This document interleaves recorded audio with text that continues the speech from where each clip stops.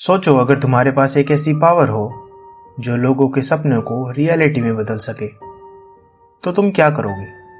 हर कोई अपनी जिंदगी की प्रॉब्लम्स और ऑर्डिनरी रूटीन से भागकर एक ऐसी दुनिया में जीना चाहता है जहां सब कुछ उसकी मर्जी का हो।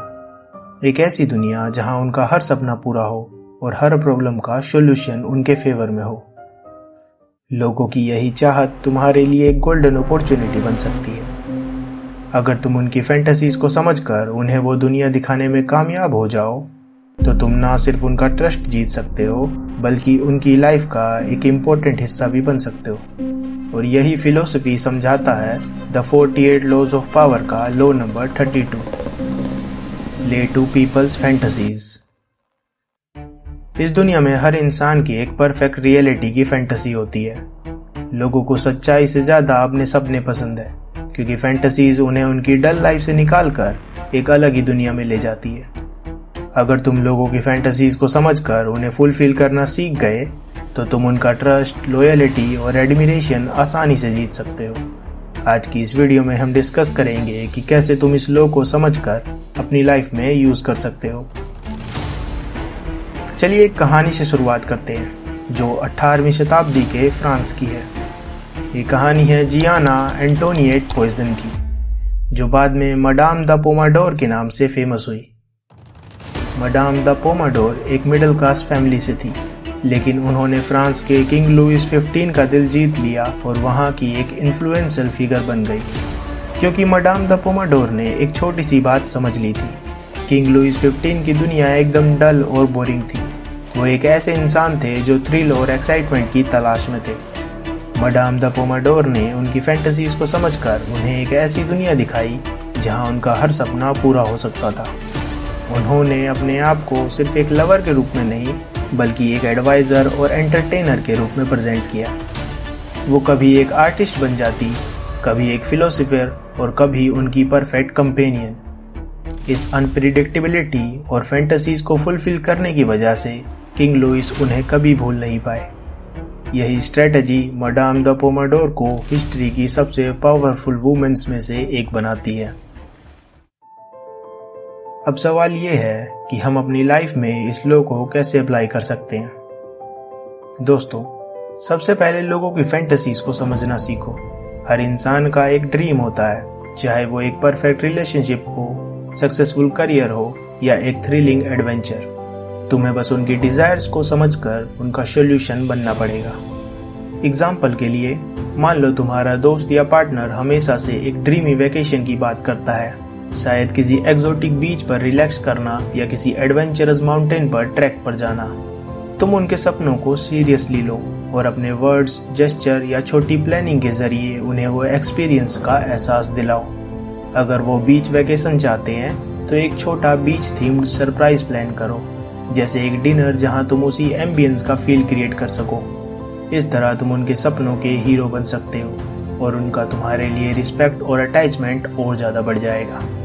इसी का एक दूसरा एग्जाम्पल ले तो मान लो तुम्हारा बॉस एक ऐसे एम्प्लॉय की तलाश में है जो उनकी टीम के लिए गेम चेंजर बन सके, जो नए आइडियाज लाए, प्रॉब्लम सॉल्व करे और डेडलाइन से पहले काम कंप्लीट करे। तुम्हें उनकी इसी फैंटेसी को समझकर अपने एक्शन के जरिए दिखाना होगा कि तुम वही एम्प्लॉय हो। सिर्फ इंस्ट्रक्शन फॉलो करने से काम नहीं चलेगा। तुम्हें प्रोएक्टिवली नए सॉल्यूशन प्रपोज करने होंगे और उनकी एक्सपेक्टेशन से एक कदम आगे जाकर काम करना होगा। जैसे अगर एक प्रोजेक्ट करने में 5 दिन का टाइम लगता है, तो तुम 4 दिन में कंप्लीट करके एक एक्स्ट्रा इनोवेटिव टच ऐड करो। इस अप्रोच से तुम उनकी आइडियल टीम मेंबर की फैंटेसी को पूरा कर दोगे और उनकी गुड बुक्स में हमेशा के लिए शामिल हो जाओगे। The art of power lies in giving people the illusion they crave. चलिए, बहुत हो गई थियोरेटिकल और फिलोसफिकल बातें। अब मैं आपको step by step actionable insights देता हूँ, जिनके जरिए आप लॉ 32 को अपनी लाइफ में अप्लाई कर सकते हो। Step 1, observe and listen. हर इंसान अपनी फैंटेसीज को छुपाता नहीं है। उनकी कन्वर्सेशंस, एक्शन और चॉइसेस को ध्यान से देखो, तुम्हें उनकी डिजायर्स का हिंट मिल जाएगा। Step 2, create the illusion. तुम्हें उनकी फैंटेसीज के बेसिस पर अपना प्रेजेंटेशन डिजाइन करना होगा। लोग हमेशा हार्श रियलिटी से दूर भागना चाहते हैं, इसलिए तुम उनके लिए एक सपनों की दुनिया क्रिएट करो। Step 3, balance with reality. हमेशा याद रखो कि इल्यूजन एक सर्टेन लिमिट तक ही काम करता है। अगर तुम सिर्फ सपने दिखाते रहोगे और कुछ डिलीवर नहीं करोगे तो लोग तुम पर से ट्रस्ट लूज कर देंगे। Step 4, adopt and customize. हर इंसान की फैंटेसीज और डिज़ायर्स अलग अलग होती हैं, इसलिए तुम्हें अपने अप्रोच को उनके स्पेसिफिक सपनों और एक्सपेक्टेशन के हिसाब से एडजस्ट करना होगा। किसी को लग्जरी पसंद है तो सोफिस्टिकेटेड बनो, किसी को एडवेंचर चाहिए तो एनर्जेटिक और थ्रिलिंग अप्रोच लाओ।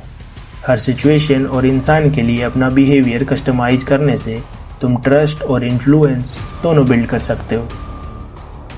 फ्रेंड्स, क्या तुमने कभी किसी इंसान को इस लॉ का यूज़ करते हुए देखा है?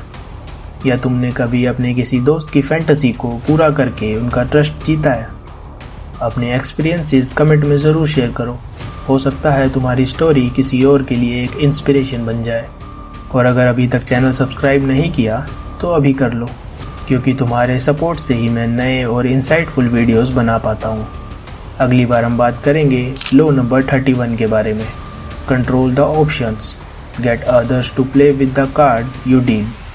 इस लॉ का मतलब है कि कैसे तुम लोगों को अपने डिसीजंस और ऑप्शंस के थ्रू कंट्रोल कर सकते हो बिना उन्हें डायरेक्टली फोर्स किए। जानने के लिए क्यूरियस हो ना? तो अगली वीडियो के लिए रेडी रहो। मिलते हैं नेक्स्ट वीडियो में।